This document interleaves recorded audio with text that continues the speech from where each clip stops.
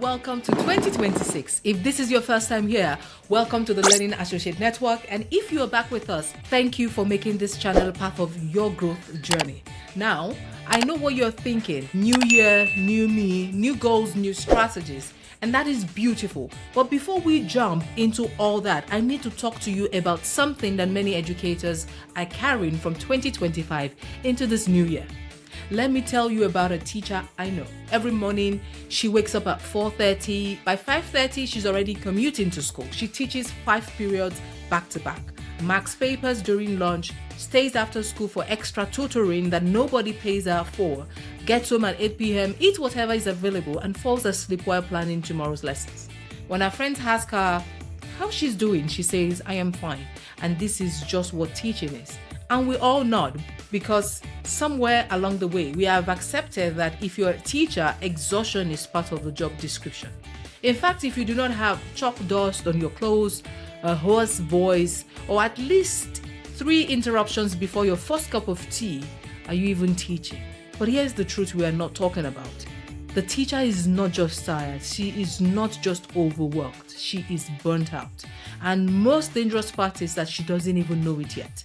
Today, I want to talk about something we have normalized in education for too long: burnout, exhaustion, and something even deeper than many educators are carrying: unresolved academic trauma. Now, let us be clear.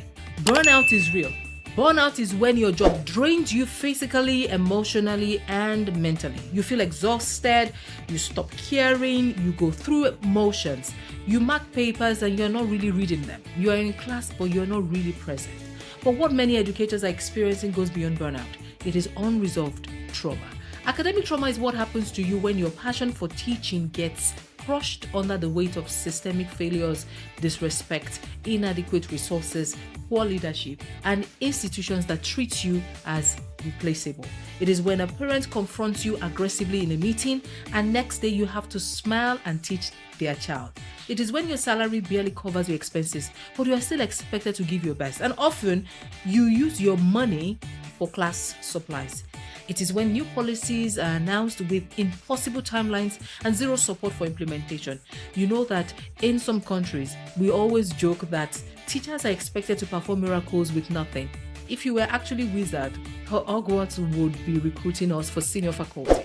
But this is a global reality. It is not funny anymore because when burnout meets unresolved trauma, educators begin to operate from a place of deep wounding, and that affects everything. So how do you know if you are burnout or traumatized? Let me share some signs that many educators ignore. Number 1, you are irritable all the time. Small things set you off. A student asks a simple question and you snap. You used to love teaching, but you now dread walking into the classroom. 2, you feel guilty for resting. Even when you are free at the weekend, you cannot enjoy it because your mind is on lesson plans, on grading, on what you did not finish at school. And you finally sit down to watch something you enjoy, and suddenly your brain says, "But wait, did you finish grading those assignments?" Listen, even God rested on the 7th day. Number 3, you have detached emotionally. You no longer celebrate student progress. You no longer feel anything when students finally grasp a concept you have been teaching for weeks. You have built walls around your heart just to survive. 4, you are physically unwell. Constant headache, digestive issues, insomnia, high blood pressure. Your body is trying to tell you something, but you keep saying, "I am fine. I will rest during the break." But here is the question: if you don't even recognize that you are traumatized, how can you heal? Now let's talk about what happens when educators carry burnout and trauma into the classroom.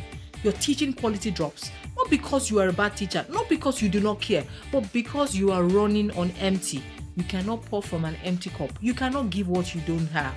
And the students feel it. They feel your frustration. They feel your disconnection. They start acting out because children are mirrors. They reflect the energy in the room. But beyond teaching quality, something even more dangerous happens. You begin to lose your sense of identity. Teaching is not just what you do. For many of us, it is who we are. It is our calling, our purpose, our contribution to the world. But when burnout and trauma take over, you start asking, is this even worth it? And am I even making a difference? Or should I quit? And that question, that internal battle, is one of the loneliest places an educator can be. I want to pause here for a moment because what we are discussing is exactly why we created structured learning spaces at the Learning Associate Network. Many educators and students know something is wrong, but they do not always have the language, the tools, or support to heal and move forward. Our courses are designed to help you process academic trauma, build emotional intelligence, and confidently teach and learn in today's evolving educational landscape. I will share more at the end of this video. Now, let me say something that might challenge you. All the teaching strategies in the world will not help you if you have not dealt with your trauma. You can attend every workshop, you can download every lesson plan template, you can even buy latest classroom management book. But if you are operating from a place of woundedness, you are teaching from a traumatized state, those strategies will not stick. Healing must precede strategy. Wholeness must come before productivity. You cannot build a healthy classroom culture if you are not healthy. You cannot model emotional regulation if you have not regulated your own emotions. You cannot teach resilience if you are barely surviving. It is like trying to charge someone else's phone when your own battery is at 2%. You will just end up with 2 dead phones. This is why rest is not laziness. Therapy is not weakness. Boundaries are not selfishness.